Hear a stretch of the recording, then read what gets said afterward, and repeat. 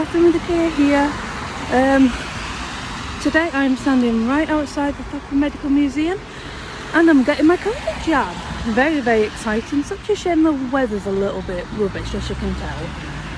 So this is my first dose and I just thought I'd share the experience with you. Although I won't be filming me getting it done because some people might be uncomfortable with needles, but I'll certainly talk about it afterwards. So I've got my mask on, got everything I need, so let's go through.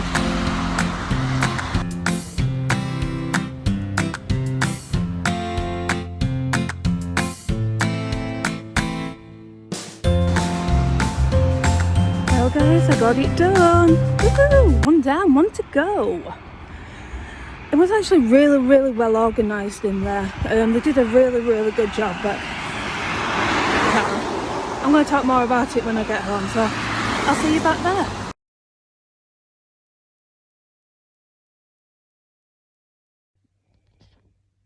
Well, it's been a couple of hours now since I've had my jab and I'm not doing too bad. When I first came out, I did feel a little bit lightheaded.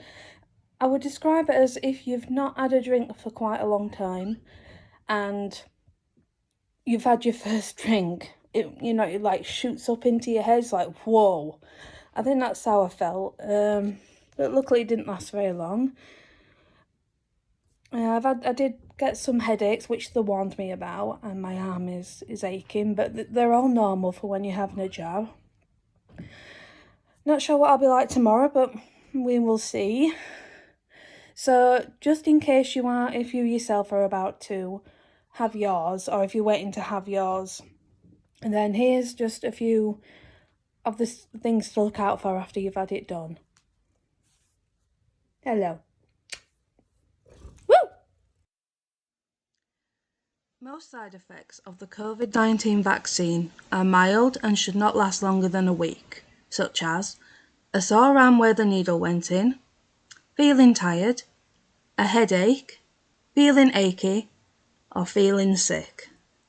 If your symptoms get worse or you are worried, call 111. I had a really good experience when I was there. I had mine at Thacker Medical Museum in Leeds, which is right next to St James's. The staff was great. It was well organised. I went to a reception. Oops, sorry, darling. Just whacked her in the head. I went to a reception area and they just asked for your details, name, date of birth. You had to read some questions off a board which, related to COVID. Every time. If you've had any symptoms in the last couple of days, have you been positive in the last 4 weeks? Are you living with anybody in the household that's positive or having symptoms? And then once you're cleared, you go upstairs, you take a form with you. Hi. You stealing limelight? Well, good thing you're cute.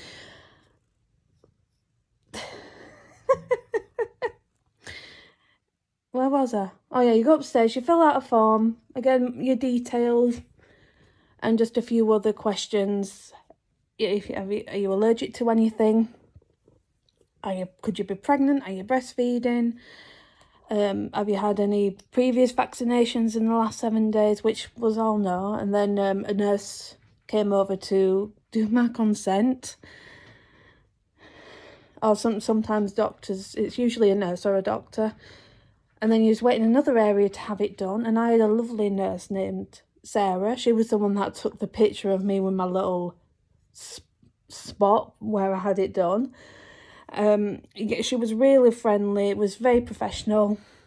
And then after you have it done, you have to sit in another area where you have to wait for about 15 minutes just to make sure you're all right and just to make sure you're not having a sudden reaction to it.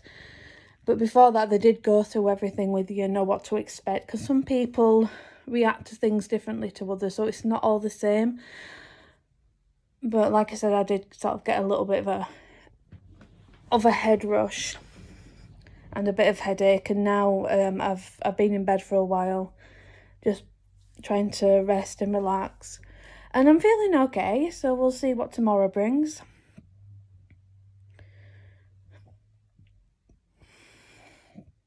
And then when I got back home, I saw in the news, as I'm sure you all have, that the UK has now hit 100,000 deaths because of COVID-19.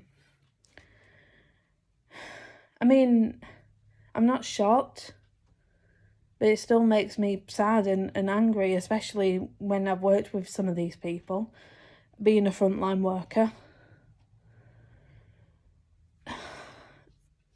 And, you know, it's not just one area to blame. It's not just the government to blame, even though they had themselves have screwed things up. I mean, when it first got out of China and it was starting to head towards Europe, I mean, Italy got hit pretty hard before it even reached the UK.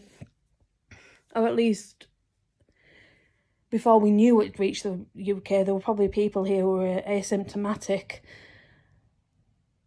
And, you know, they responded too late. You know, they thought, oh, it's not going to get us, it's not going to get us. Well, it did, and look at the consequences of that. And then again, even though they acted too late, it's other people as well, people from the public, who have decided that they don't need to follow the rules, that they can just go out, throw parties, drive stupid amount of miles just to go for a McDonald's. Or in the case of that MP, Dominic Cummings, I think that's his name, you know, he went somewhere just to get his eyes tested, which... Does he really think we're that stupid? We know why he went. Because he thinks of himself as above the rules, because he's an MP.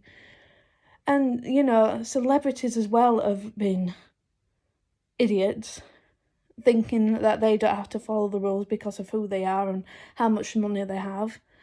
So I personally believe it's a contribution of different groups of people.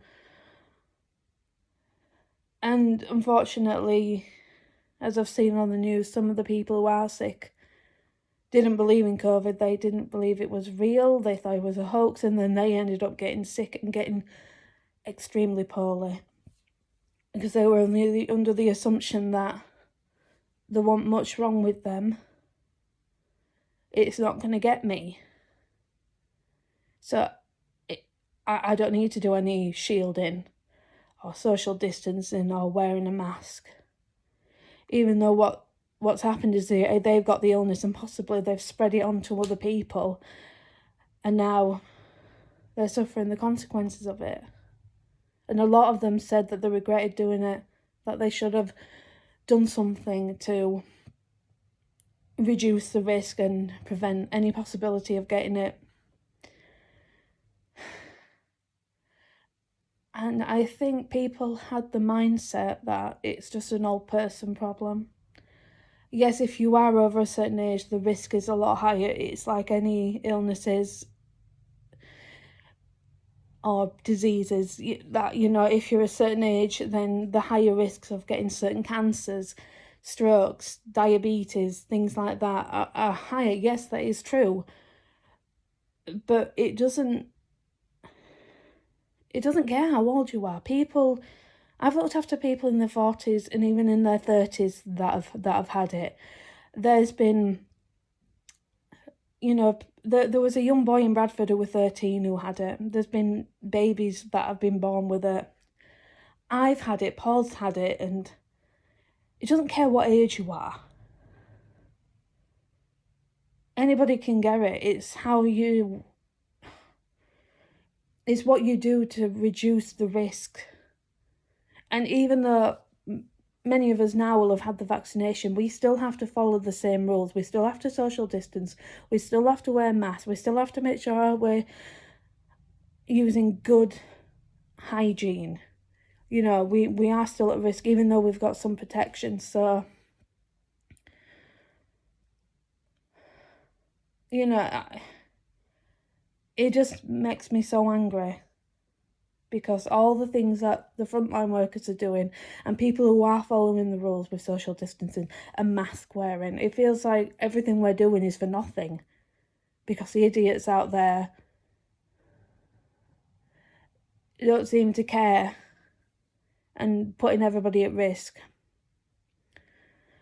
So, well, that's my thought on it. I might have rambled a bit, but sometimes you just need to lay it all out and see if you can set the world to right, but unfortunately we can't. What's done is done. Hopefully now this vaccine will be that little ray of light that we're all looking for, and hopefully it'll help us turn a corner. But we still have our part to play. We still have to please social distance, wear your mask, good hand hygiene. It will help save your life and many others. So please everybody, stay safe, stay well, and look after each other.